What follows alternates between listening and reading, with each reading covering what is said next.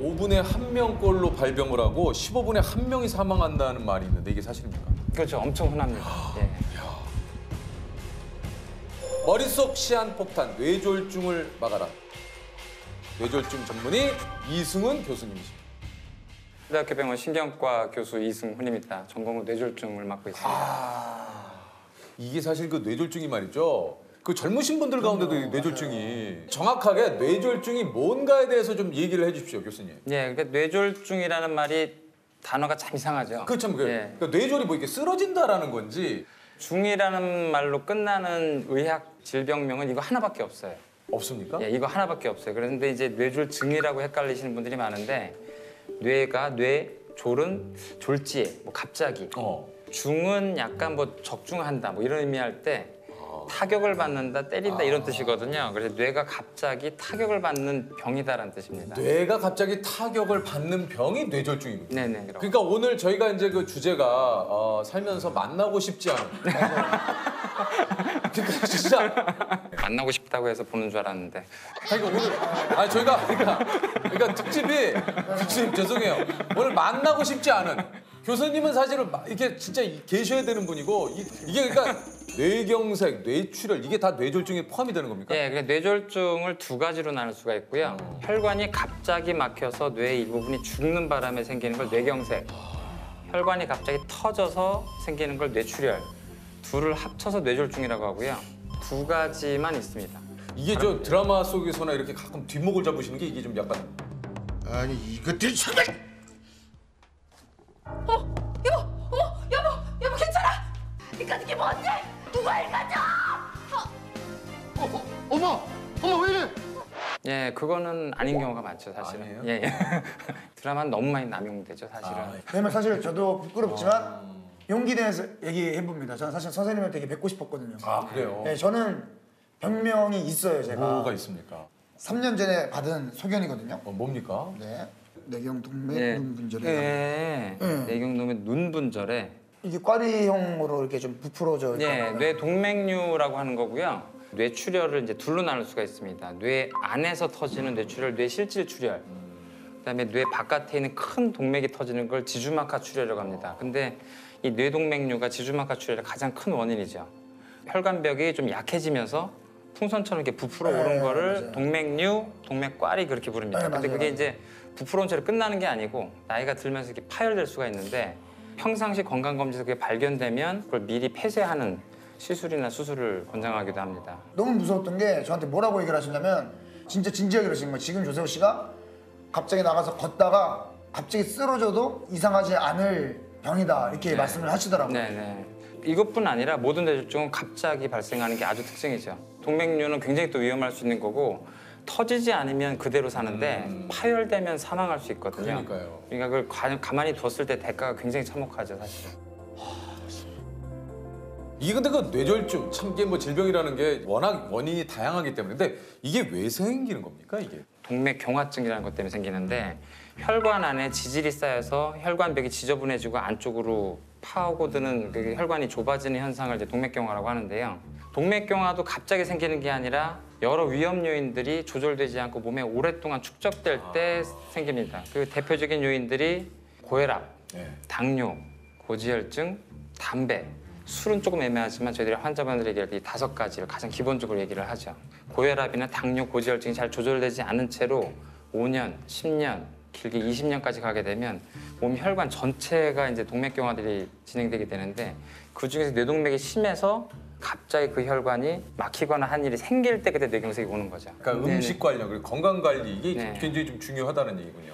고혈압과 당뇨가 있을 때 잘 하면 되죠. 평상시 너무 그렇게 또 그럴 필요는 없나요? 예, 대부분 이제 외래 오시면 너무들 많이 이제 뭘 먹어야 되냐, 뭘 안 먹어야 되냐. 나는 17년 동안 닭고기를 먹지 않았다. 뭐 잘했냐, 뭐 이렇게 물어보고 17년 동안 닭고기를 먹지 않았다. 그 진짜 예. 아, 나 잘하고 있는 거냐? 예. 칭찬받는 나 치킨 안 먹고 있는데 그렇게까지 막 극단적으로 네. 그럴 필요는 없고. 네, 오늘 당장 드시라고 그랬죠. 드셔야 된다. 그러면 좀 그것까지 뇌졸중 아까 좀 얘기를 했지만 이게 전조 증상이 어떻습니까? 뇌졸중이 올 때 흔한 증상이 편마비라고 해서 한쪽 팔다리가 마비되거나 발음이 잘못 나오거나 이제 어지럽거나 물체가 두 개로 보이거나 한쪽이 안 보이고 이런 증상이 있습니다. 근데 전조 증상은 그런 증상이 생겼다가 귀신같이 딱 없어집니다. 없어져요. 예, 한 5분 10분 내로 없어져 버려요. 네. 그러면 이제 내가 꿈을 꿨나 아니면 이게 지금 내가 착각한 건가 졸렸나 뭐 이렇게 착각하실 수가 있어요. 근데 그건 혈관이 막혔다가 혈전이 막혔다가 몸이 뭔가 혈전 용해 성분 때문에 뚫린 거거든요. 갑자기 혈액이 다시 들어가니까 좋아진 거란 말이에요. 근데 동맥경화가 같은 그 위험병변이 현재 그대로 가지고 있기 때문에 재발할 가능성이 엄청나게 높습니다. 그냥 그분은 증상이 생겼다가 풀리면 당장 응급실 오셔야 돼요. 내가 좀 이상하다 싶으면은 빨리 좀 병원을 가서 맞아요, 진단을 맞아요. 받아보시는 거니 좋. 그렇죠. 근데 그게 이제 모든 분들이 그럴 필요는 없고 고혈압, 네. 당뇨, 고지혈증, 술, 담배 요 5가지에 좀 본인이 많이 노출됐었고 이게 또 아닌데 너무 걱정하다 보면 또 네, 그러실 네. 수 있잖아요. 그러니까 네. 스스로 좀 진단해 볼 수 있는 방법이 좀 있습니까? 그래요? 이제 한 60세 넘었는데 고혈압, 당뇨가 있다, 고혈압, 고지혈증이 있다 이러신 분들은 팔다리 힘이 빠진 게 약간 미미하게 왔을 때 테스트 해보라고 하는 방법들이 있습니다. 뭡니까? 그게 이제 손을 앞으로 내밀고 내밀고 예, 눈을 감고 눈을 감고 손을 이게 완전히 이렇게 펴야 됩니다. 이렇게 완전히 한 펴. 5에서 한 10초 정도 지난 다음에 자기 손을 봅니다. 네, 그럼 이제 괜찮죠? 괜찮죠. 예, 근데 이제 이 힘이 살짝 빠지면 살짝 이렇게 돌아가요. 아 이게 한쪽이요. 이거 못 버티고 이렇게 살짝 이렇게 돌아가요. 아니면 이게 살짝 떨어지기도 하고. 그리고 다리도 마찬가지로 이제 양쪽 다리를 이제 침대 위에서 양쪽을 동시에 올리고 눈을 감고 있어라 그러면 한쪽이 살짝 떨어집니다. 그래서 이제 그걸 본인은 못 느끼겠는데 아주 경미한 위약이 있을 때, 마비가 있을 때 테스트 해보라고 하고요. 발음 같은 경우는 약간 발음이 이상한 것 같다 그러면 이제 간단한 발음 3가지. 맘마, 랄라, 가가 3가지 해봅니다. 그게 이제 발음이 뭉개지면 이 환자 구음장애, 발음장애가 있다. 아, 맘마, 맘마, 가가, 랄라, 갈라. 예, 맘마가 이제 입술에서 나는 소리고요. 맘마. 랄라는 맘마. 경국에서 나는 소리고 가가. 랄라. 가가는 이제 연국에서 나는 소리니까 그 3가지를 간단하게 빨리 테스트 해보는 거죠. 아 여기 또 이제 테스트 또 하나가 뭐가 있습니까? 얼굴 찡그림을 하라고 합니다. 사실은 얼굴이 보통 약간 비대칭이라서 사실 뇌졸중이 생겼을 때 얼굴 찡그림은 좀 확실하거든요. 그래서 이 해보라고 했을 때 이걸 땡기지 못하게 착 쳐지시는 분들이 많이 있어요. 뇌졸중이 생기면. 그래서 이제 이쪽이 쳐졌을 때 이쪽에 마비가 있다. 그럼 이쪽에 뇌졸중이 생겼을 가능성이 있다라고 생각을 하죠. 네, 대칭입니다. 예. 네, 네 대칭. 뭐 뇌졸중을 또 예방하는 거 이게 요거 좀 예방할 수 있다 하는 거 좀 있습니까? 암이라는 병은 다른 예고 없이 그 암이라는 병이 찾아오지 생기고 마. 감염도 갑자기 찾아오는 거지만 뇌졸중은 합병증입니다. 고혈압이나 당뇨, 고지혈증 이런 게 오랫동안 축적이 돼서 계속 혈관에 스트레스를 줄 때 동맥경화가 생기는 거니까 사실은 고혈압하고 당뇨 같이 아주 진단하기 쉬운 이 질환을 평상시에 잘 진단하는 게 굉장히 중요하죠. 고혈압. 사실은 진단이 너무 쉬워요. 평상시 집에서 팔뚝 혈압계로 혈압을 자주 재보시기만 하면 140에 90을 넘는 게 조금 흔하다. 그럼 고혈압일 가능성이 높은 거고 당뇨 같은 경우는 1년에 한 번씩 피 검사로 딱 한 가지만 그냥 하시면 됩니다. 그 당화혈색소라는 수치가 있는데요. 네. 6.0을 넘어가면 이제 당뇨될 가능성이 높아진다. 근데 고혈압이든 당뇨든 처음부터 갑작스럽게 심하게 나타나는 게 아니고 서서히 올라가거든요. 네. 서서히 올라갈 때 초기에 2가지를 잘 잡으면 그대로 갑니다, 사실은. 사실 혈압이 200이 돼도 본인은 모르거든요. 계속 모르고 있다가 그걸 수년, 수십 년 살다가 나중에 혈관이 완전히 심한 동맥경화가 된 상태에서 발견되거나 더 심하게는 혈전이 생겨서 막혀서 불구가 된 상태로 이제 병원에 오시게 되는 경우가 굉장히 많은 거죠. 그러니까 이제 평소에 잴 수 있는 이 고혈압, 이 혈압만 재도 네. 이것을 평소에 관리를 잘하면 네. 뇌졸중은 걱정을 안 해도 될 것 같다. 그렇죠. 거의 네. 걱정을 안 해야죠. 근데 뇌졸중이 병 중에서 그래도 좀 희망적인 부분은 처음 발생했을 때가 제일 심합니다. 그 다음부터는 대부분 환자분 치료에 의해서 거의 다 좋아져요. 100% 좋아지는 사람도 있고 경미하게 좋아지는 사람도 있고 그대로 가는 사람도 있지만 처음 만났을 때가 제일 나빠요. 그래서 환자분들한테 제일 좋은 소식은 지금이 최악입니다. 이게 좋은 소식입니까? 어쨌든 내가 지금 최악이라는 소리인데 더 나빠질 내가 거야. 네. 그러니까 지금이 최악이니까 앞으로 나아질 만 네. 남았다. 지금부터 점점 좋아질 겁니다. 많은 환자분들을 또 치료하셨겠지만 좀 기억에 남는 환자분들도 좀 있을 것 같아요. 뇌졸중이 생길 만한 분이 아닌데 이분은 뭔가 몸 안쪽에 그동안 몰랐던 암이 있었을 것 같고 그 암세포에서 나온 성분 때문에 혈전이 생기고 뇌경색이 생긴 것 같다고 짐작이 될 때가 있어요. 처음부터. 암이 있을지 모르니까 이제 암 검사를 해보겠다. 이 해서 보면 이미 4기. 아, 예, 왜냐하면 뇌졸중이라는 합병증이 생길 때까지 암세포가 진행된 경우가 많기 때문에 대부분 말기. 상태가 뇌졸중을 치료하는 게 문제가 아니고 환자분한테 이제 한 달 이내에 돌아가실 가능성이 굉장히 높다. 근데 본인도 그걸 잘 못 받아들이겠고 환자 보호자분들 못 받아들여서 그 치료할 때 뜨거운 가슴도 중요하지만 그 환자분 본인의 삶을 정리할 기회를 박탈하게 돼요. 굉장히 차가운 이성으로 설명을 해줘야 될 때가 있거든요. 그래서 근데 그런 좀 설명을 할 때 이게 참 어제도 어머님은 지금 이미 굉장히 심한 뇌출혈과 뇌경색으로 돌아가실 가능성이 절반 이상이고 앞으로도 좋아진다 하더라도 보호자분을 알아보기 힘들거나 대화가 안 되거나 휠체어에 타게 될 가능성이 높다. 그래도 그런 확실한 예후에 대해서 좋을 때 어떻고 나쁠 때 어떻다 이런 얘기를 듣는 게 보호자분들이 굉장히 속 시원해 하세요. 더 이상 치료를 하지 말고 이제 편안하게 계실 수 있는 것을 많이 이제 안내해 드리려고 처음에 굉장히 강하게 얘기하죠.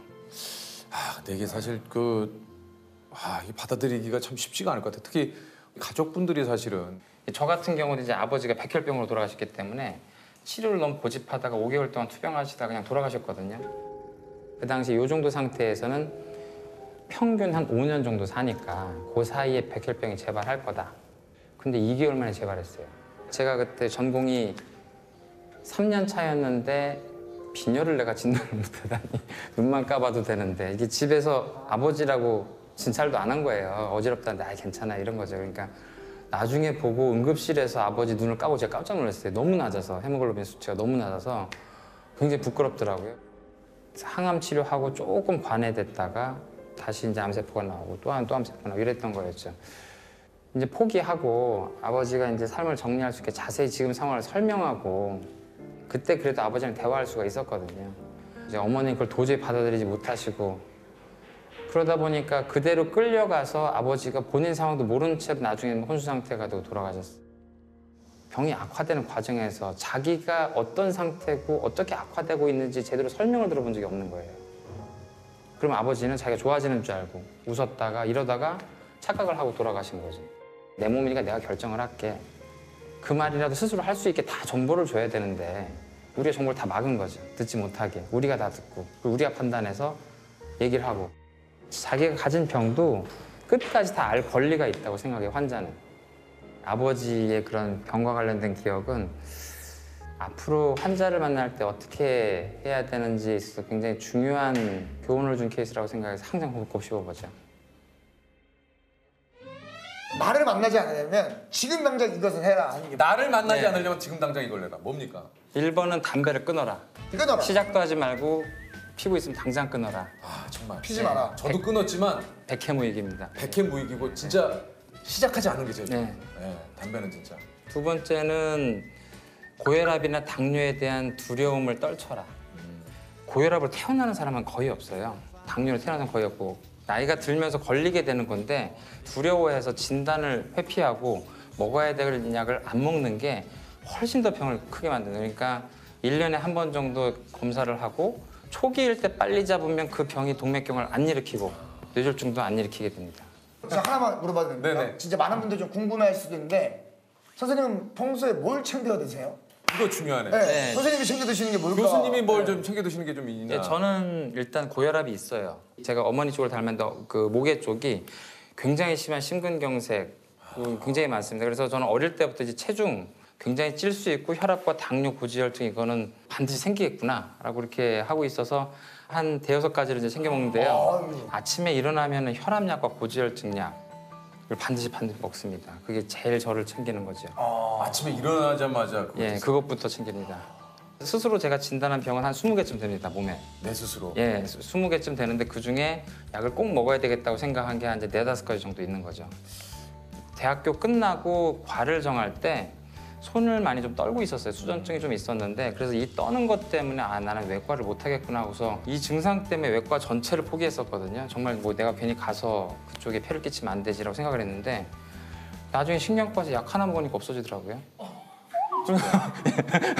평생 없어요. 그래서 그 사람한테 필요한 약을 피하는 것 때문에 나빠지시는 분들을 굉장히 많이 봤거든요. 저 같은 경우는 차라리 그 전에 약을 먹었으면 외과도 굉장히 긍정적으로 생각하지 않았을까. 선택에 대한 그런 것들을 단순히 요거 때문에 했다는 게 굉장히 좀 바보 같기도 하고 그랬죠. 그래서 필요한 약을 잘 챙기는 게 굉장히 중요하다고 생각하고 있습니다. 오늘 저 진짜 교수님하고 또 얘기를 나눠보니까 좋은 얘기 참 많이 해주셨어요. 네, 예, 너무 알리가 뭐라 그랬죠? 예? 알리가 네 자신을 알라.